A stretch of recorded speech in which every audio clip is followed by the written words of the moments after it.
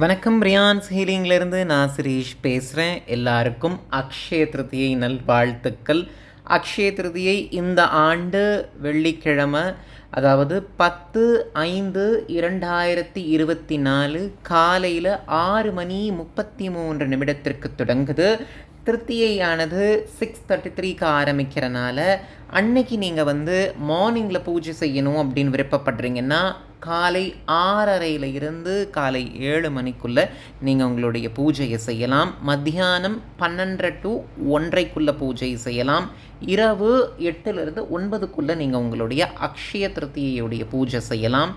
இந்த ஆண்டு அக்ஷய திருதியோடு இணைந்து ஷியாமலாதேவியுடைய ராஜமாதங்கி ஜெயந்தி வருது. எம்பெருமான் சிருஷ்டிக்கணும் அப்படின்னு பொருட்டு சங்கல்பம் பண்ணுறாரு. அந்த சங்கல்பத்துடைய சக்தியாக தோன்றுபவள் தான் லலிதாதேவி. அந்த லலிதாதேவி நம்ம எல்லாருக்குமே தெரியும். ரியான்ஸ் ஹீலிங்கில் லலிதா சஹஸ்ரநாமத்துடைய அர்த்தத்தை சிந்தனை பண்ணிட்டு வந்துட்ருக்கோம். லலிதாதேவி தேவகாரியத்துக்காக சிவபெருமானுடைய சங்கல்ப சக்தியாக அவதாரம் பண்ணுறா. அப்படிப்பட்ட அந்த தேவி பண்டனை வதம் செய்யணுன்ற பொறுத்து, பண்டன் அப்படின்றவன் அவித்தியுடைய வெளிப்பாடு, அறியாமையில் இருக்கக்கூடிய அவனே பலவிதமான ரூபங்கள் எடுக்கிறான்.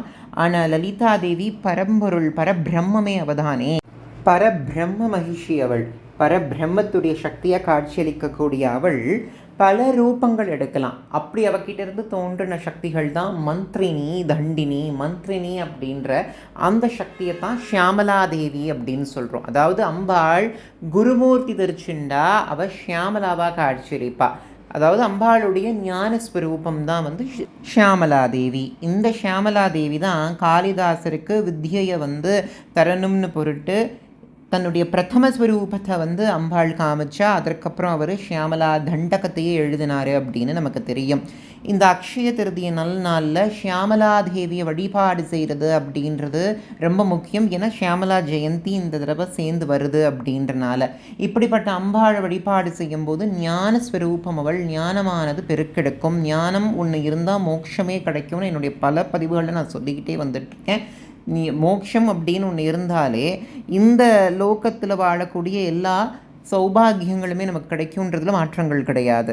உங்களுடைய குலதெய்வத்தை வழிபாடு செய்கிறதும் ரொம்ப முக்கியம். குலதெய்வத்துடைய ஆலயத்துக்கு நாளைக்கு போயிட்டு வர்றதும் ரொம்ப விசேஷம். என்னென்ன வாங்கலாம் அப்படின்னா, மஞ்சள் வாங்கலாம், குங்குமம் வாங்கலாம், கல்லுப்பு வாங்கலாம், கற்கண்டு வாங்கலாம், பச்சரிசி வாங்கலாம், வெல்லம் வாங்கலாம், புஷ்பங்கள் வாங்கிறது ரொம்ப விசேஷம். அடுத்து தங்கம், வெள்ளி, வைரம் இதை வாங்க வாய்ப்பு இருக்கவங்க வாங்குங்க. அதையும் தாண்டி தானம் பண்ண முடிஞ்சா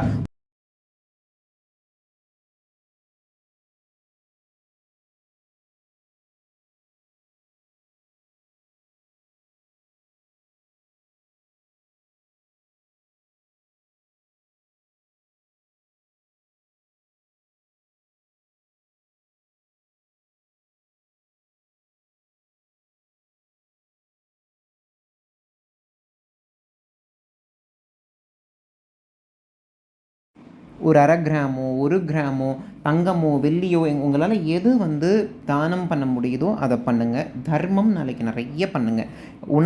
உணவுக்கு கஷ்டப்படக்கூடிய அந்த மக்களுக்கு உணவு வாங்கி கொடுங்க. தண்ணீரும் உணவும் சேர்த்து வாங்கி கொடுக்கறது ரொம்பவே விசேஷத்தை தரும்.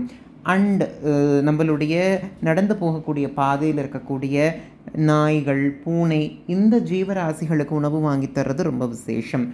ஏழை குழந்தைங்க படிக்க முடியாமல் கஷ்டப்படுறாங்க, புத்தகங்கள் வாங்கக்கூட வசதி இல்லைன்ற அப்படிப்பட்ட குழந்தைங்களுக்கு புத்தகங்கள் வாங்கி கொடுங்க.